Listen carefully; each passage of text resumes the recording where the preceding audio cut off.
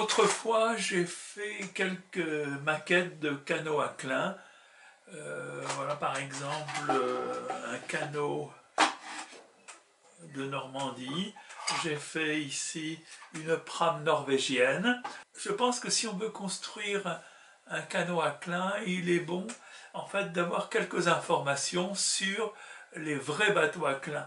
Donc dans cette vidéo, je vais donner quelques informations et surtout je vais dire où on peut trouver des informations plus détaillées sur la construction. Il y a un certain nombre de vidéos dont je parlerai et il suffira d'aller les voir. Je donnerai les moyens de les retrouver. Il y a une très grande variété de canots à clin, depuis des petits you-you qui font 2 mètres ou 2 mètres 50, qui servent comme annexe pour les bateaux de plaisance par exemple, jusqu'à des très grands bateaux. Certains dracars, comme le dracar de Harald, ont fait plus de 30 mètres.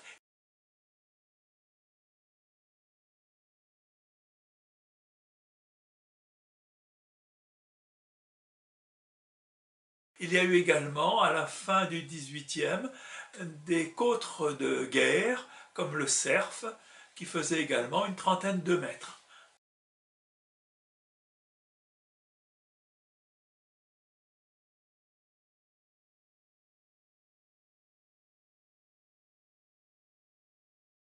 Donc, il y a une grande variété de dimensions. En général, quand même, la majorité des bateaux à clin sont plutôt creux. Il y a quelques bateaux pontés, par exemple les Fife ou les Zoulous d'Écosse.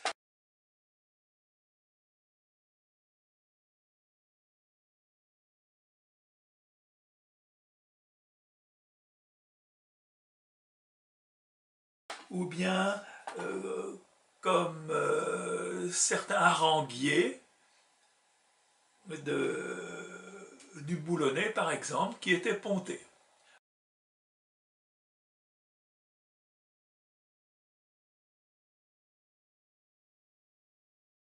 Mais en général, les canots à clin sont plutôt creux. L'avantage du canot à clin, c'est que sa construction est plus souple et en fait c'est un bateau qui est parfait pour échouer sur les plages. Donc on les retrouve très très souvent sur les côtes sableuses par exemple. La construction à clin a sans doute été inventée par les Vikings. Leurs bateaux étaient presque tous pointus aux 2 extrémités.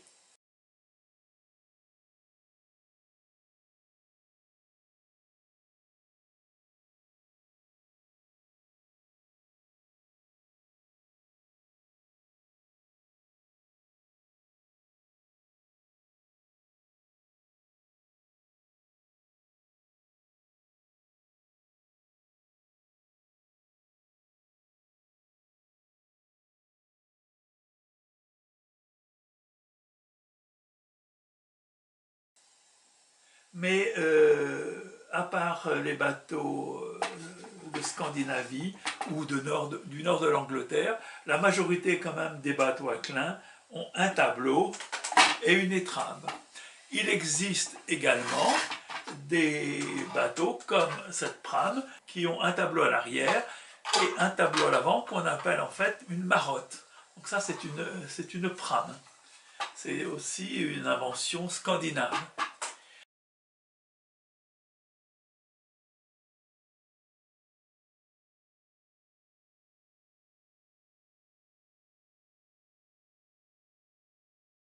Il existe des bateaux qui ont un fond plat, qu'on appelle une sole, par exemple les picoteux du Calvados,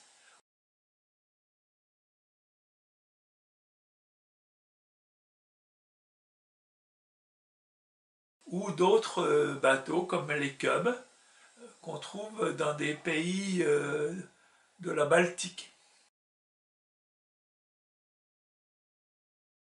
Les bateaux à clin ont toutes sortes de formes, depuis des bateaux très effilés, évidemment les bateaux de rivière, comme les canaux d'aviron de la Tamise,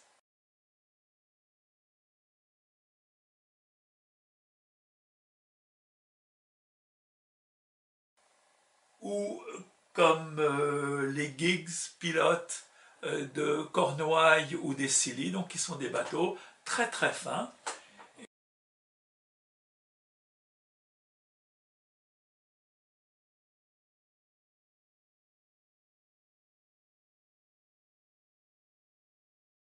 Il y a encore les Whitehall des États-Unis, qui sont également très fins et qui ont un tableau en forme de verre à vin.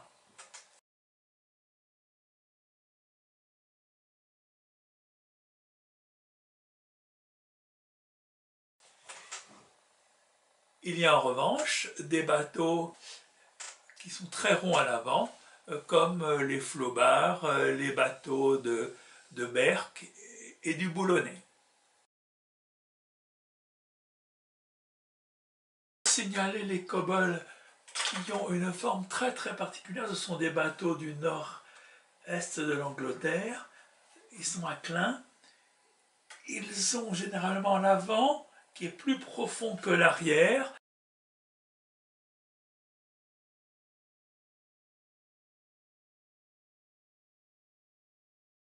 Et ceux qui sont à moteur sont encore plus curieux parce qu'il y a un creux à l'arrière dans lequel passe l'arbre de l'hélice. Ce sont vraiment des modèles très très particuliers.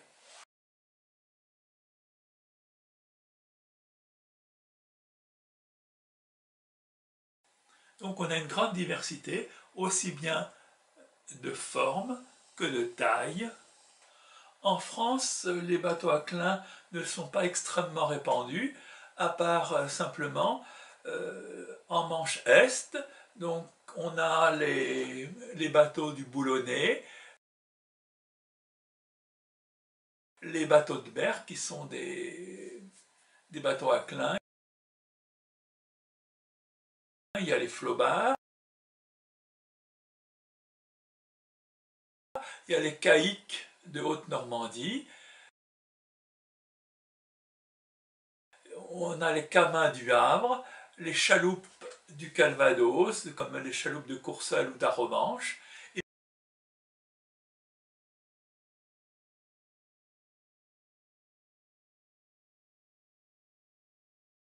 Et puis il y a un modèle très particulier qu'on appelle le picoteux. Par exemple, à Isigny, ils s'en servaient pour aller ramasser les moules à marée basse.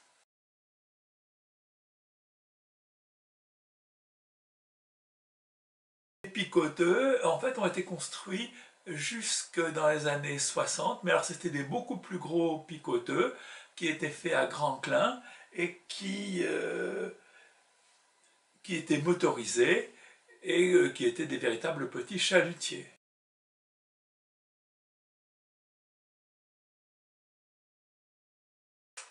Les bateaux à clin que l'on retrouve en Manche Est, sur les côtes françaises, c'est-à-dire du Boulonnais jusqu'au Calvados, en fait, sont gréés en bourset-malais, c'est-à-dire une voile, un tape-cul et un foc.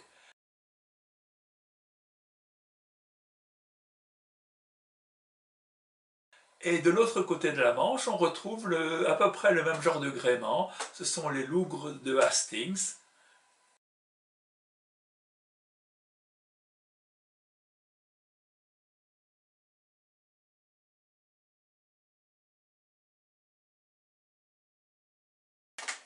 Quelques constructeurs aussi ont fabriqué des bateaux pour les rivières.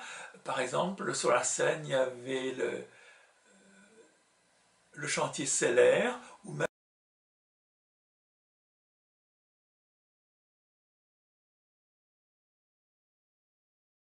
à Laval, il y avait le chantier Chaussivert, qui a construit, peut-être jusque dans les années 70, des petits bateaux à clin.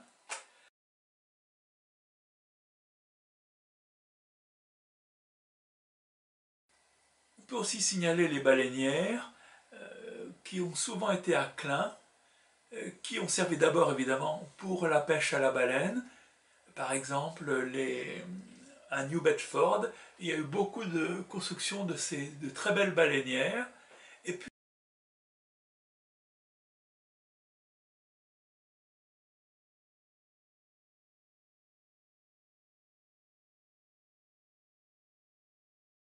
elles ont aussi été utilisées comme canaux de sauvetage pour les paquebots, par exemple, pour les bateaux de commerce. Ce sont des bateaux qui étaient très marins.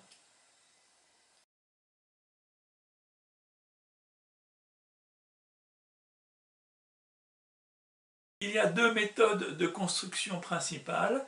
La méthode scandinave, c'est-à-dire que les bateaux sont faits pratiquement à l'œil. On expliquera cette méthode.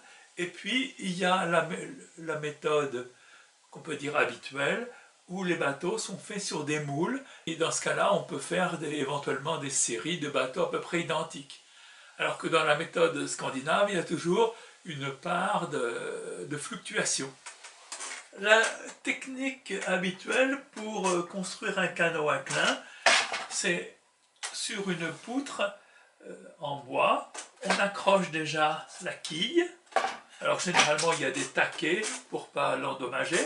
On installe l'étrave, on installe les tambours, on fixe le tableau sur les tambours, et puis on a un certain nombre de couples qui sont provisoires, qu'on appelle quelquefois des gabarits. Donc il peut y en avoir 3, 4, 5.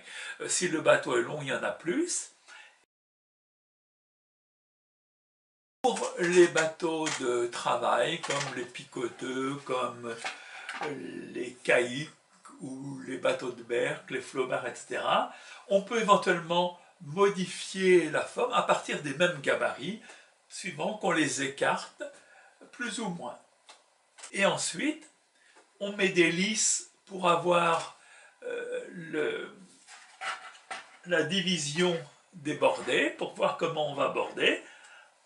On commence par border le galbord, ensuite on met les différents bordets, et ensuite, simplement, une fois que le bateau est bordé, on commence à mettre des membrures ployées. Au fur et à mesure, en général, qu'on met les membrures ployées, on enlève à ce moment-là les couples provisoires. Ensuite, on pourra mettre le reste, les serres, les lisses, etc. Cette technique est utilisée aussi bien pour des bateaux de pêche comme les flobards ou les bateaux de bergue que pour des petits dinghies.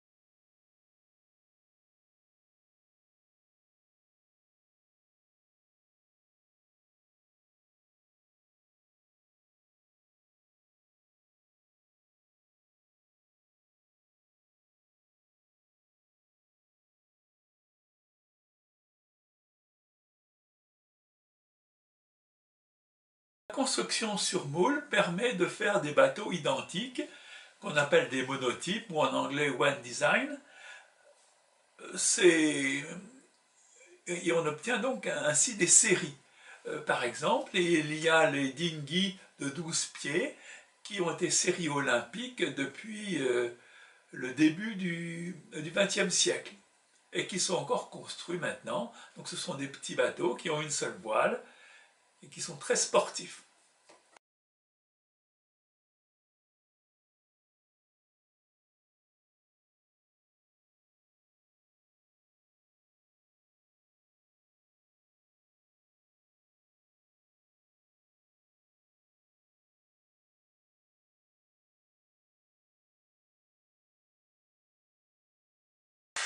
La construction du dinghy de Shannon se fait suivant la méthode habituelle. On installe la quille, l'étrave, les tambours, le tableau. Le constructeur met 5 ou 6 gabarits qu'il cale bien. Il s'arrange pour que le bateau soit bien symétrique avec un fil à plomb.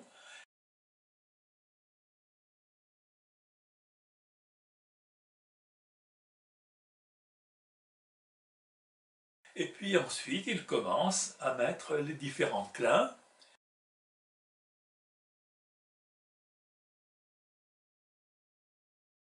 Quand le bateau est bordé, il place toute une poignée de bois pour faire les membrures. Il n'a pas une véritable tube. En fait, il utilise un tuyau d'acier en fait, qu'il tient avec un X, et puis il fait du feu dedans. Bon, évidemment, ça a été bouché à l'extrémité.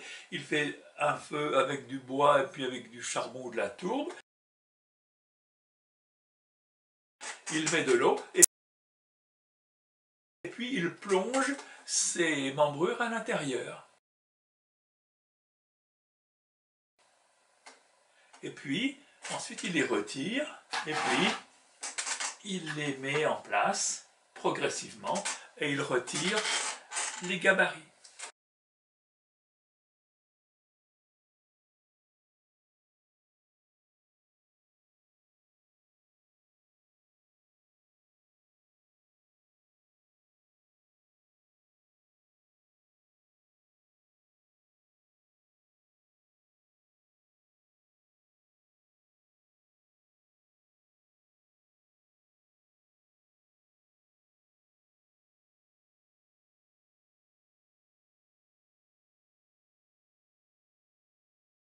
À partir des années 1970, certains architectes anglo-saxons, australiens, anglais ou américains ont commencé à modifier le type de construction pour qu'il soit plus facile. Et au lieu de border avec du bois, les canaux ont été bordés avec du contreplaqué. Alors, on peut citer le cas particulier, par exemple, des yoles de Ness, des îles Shetland, en fait, étaient construites comme les ferries initialement.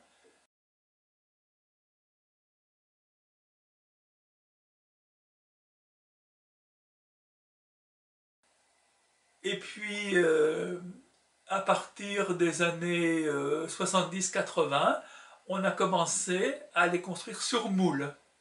Et progressivement, on a remplacé le bois par du contreplaqué.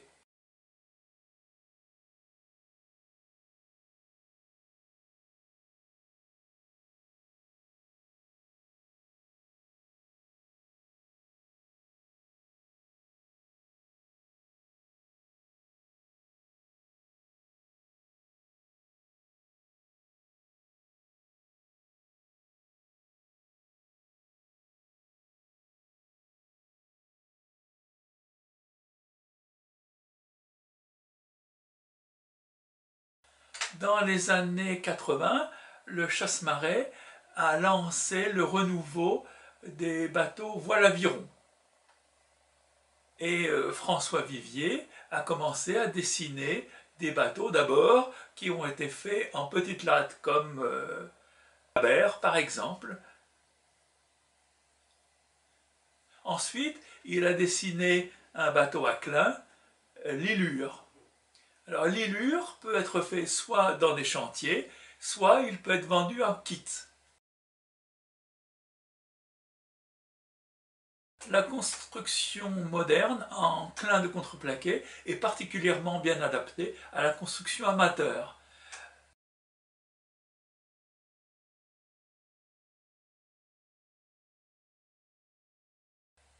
En général, soit on a des plans très détaillés, soit même on peut acheter des kits où les pièces sont déjà prédécoupées avec une très grande précision. La construction se fait de la manière suivante. On a un bâti, on construit les 3, 4 ou 5 couples en bois ou en contreplaqué, on met l'étrave, la quille, le tableau, et ensuite on met des clins en contreplaqué.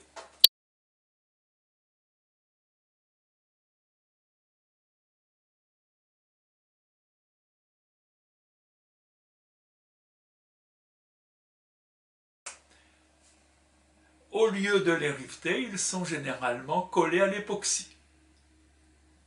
La construction est donc plus rapide. Il y a un détail qu'ignore pas mal d'utilisateurs des bateaux en contreplaqué, c'est que du temps des bateaux en bois, eh bien, quand un bateau était resté au sec pendant un certain temps, il fallait le faire gonfler. Donc, sur mon canot, par exemple, qui a été construit dans les années 30, eh bien, 2 ou 3 jours avant de le mettre à l'eau, il faut bien mouiller l'intérieur pour que les clins gonflent et que le bateau devienne étanche. Ensuite, il devient parfaitement étanche. En revanche, avec les bateaux en contreplaqué, eh bien, ils sont immédiatement prêts à naviguer.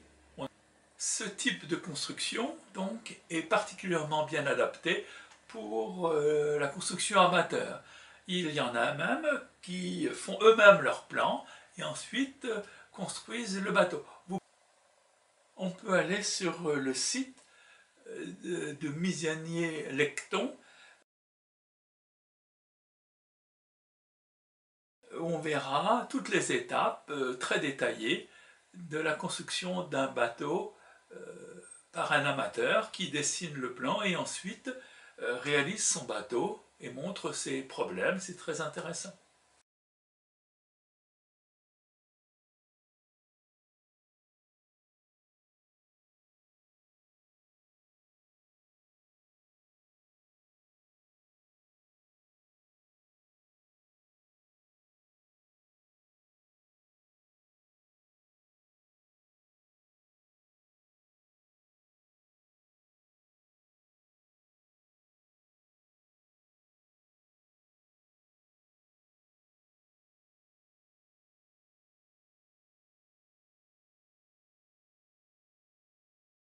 En fait, la construction moderne des canots à clin ressemble un peu, à une plus grande échelle, à la construction des maquettes.